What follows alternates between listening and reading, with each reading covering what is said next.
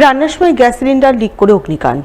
আর এই অগ্নিকাণ্ডের ঘটনায় মঙ্গলবার ব্যাপক আতঙ্ক ছড়ালো মালদার হরিশ্চন্দ্রপুর থানাপাড়া এলাকায়। জানা গেছে, এদিন দুপুর নাগাদ হরিশ্চন্দ্রপুর থানাপাড়ার বাসিন্দা গৌতম দাসের বাড়িতে রান্নাবান্নার কাজ চলছিল। ওই সময় হঠাৎ করে গ্যাস সিলিন্ডার লিক করে বাড়িতে আগুন ধরে যায়, যাকে কেন্দ্র করে এলাকায় ব্যাপক আতঙ্ক ছড়ায়। খবর দেওয়া হয় গ্যাস এজেন্সি সহ দমকল দপ্তরে। খবর পেয়ে গ্যাস এজেন্সির এক কর্মী ঘটনাস্থলে গিয়ে দক্ষতার সাথে গ্যাস সিলিন্ডারের আগুন নিভিয়ে ফেলেন। পরে দমকল কর্মীরা গিয়ে আগুন পুরোপুরি নিয়ন্ত্রণে আনেন। তবে আগুন নিয়ন্ত্রণে আসলেও আগুনে ওই পরিবারের আসবাবপত্র পুড়ে প্রায় লাখখানেক টাকার ক্ষয়ক্ষতি হয় বলে খবর।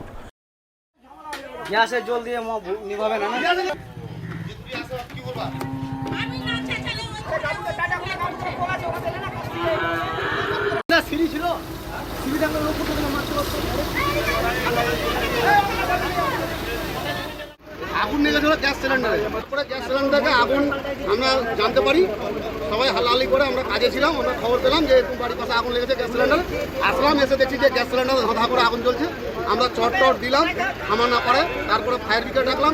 তারপরে আমরা ডাকলাম আমাদের এখানে যে গোপালদা এসএনজি খুলেছে, ওখানে খবর দিলাম। তো গোপালদার স্টাফ এসে আমাদের সিলিন্ডারটাকে উদ্ধার করে আমাদের আগুনটা বন্ধ করলো। এটা আমাদের যা থেকে প্রাথমিক তদন্ত করে দেখলাম, যেমন গ্যাস সিলিন্ডার রান্নাঘর থেকে আগুন লেগেছে, গ্যাস লিকেজ করছে, গ্যাস পাইপ। এখন পরিস্থিতি সামান্য পরিস্থিতি আছে, পুরো কন্ট্রোল আছে, আগুন ভয়ের কোনো কারণ নেই। কৃষক বন্ধু মৃত্যুজনিত সহায়তা প্রকল্পের সুবিধা প্রদান সংক্রান্ত নানান বিষয় নিয়ে এক সচেতনতামূলক শিবির হয়ে গেল মালদার গাজলে। গাজল ব্লক প্রশাসন ও ব্লক কৃষি দপ্তরের পক্ষ থেকে মঙ্গলবার এই শিবিরের আয়োজন করা হয়। উপস্থিত ছিলেন গাজলের বিডিও সুদীপ্ত বিশ্বাস, পঞ্চায়েত সমিতির সভাপতি মোজাম্মেল হোসেন, জেলা পরিষদ সদস্য সাগরিকা সরকার সহ ব্লক কৃষি দপ্তরের আধিকারিকরা। তারা সকলে মিলে ব্লকের বিভিন্ন এলাকা থেকে আগত কৃষকদের কৃষক বন্ধু মৃত্যুজনিত সহায়তা প্রকল্প কিভাবে এই প্রকল্পের সুবিধা পাওয়া যায়, সুবিধা পেতে কি করণীয় রয়েছে ইত্যাদি নানান বিষয়ে কৃষকদের সচেতন করা হয়, যাতে কৃষকদের দালাল চক্রের প্রতারণার ফাঁদে পড়ে সরকারি এই সুযোগ সুবিধা থেকে কোনোভাবে বঞ্চিত না হন। আমাদের বিভিন্ন সময় আমাদের কাছে অভিযোগ আসছিল যে যারা অ্যাকচুয়ালি কৃষক বন্ধু ডেথ বেনিফিট পাওয়ার যোগ্য তারা অনেকেই পাচ্ছে না। আমরা দুয়ারে সরকার এবং অন্যান্য ক্যাম্প করতে গিয়ে এটা অনুধাবন করেছি। এছাড়াও দেখা যাচ্ছে যে তারা ডেথ বেনিফিটের জন্য প্রথমে যে ল্যান্ডের কাগজ চেঞ্জ করতে গিয়ে আমাদের কাছে আসছে না, এডিএ সাহেবের কাছে যাচ্ছে না, বিএলআর অফিসে যাচ্ছে, গেলেও বিএলআর সাহেবের দপ্তরে সরাসরি যোগাযোগ করছে না, মধ্যস্বত্ব ভোক্তাদের কাছে তারা পড়ছে।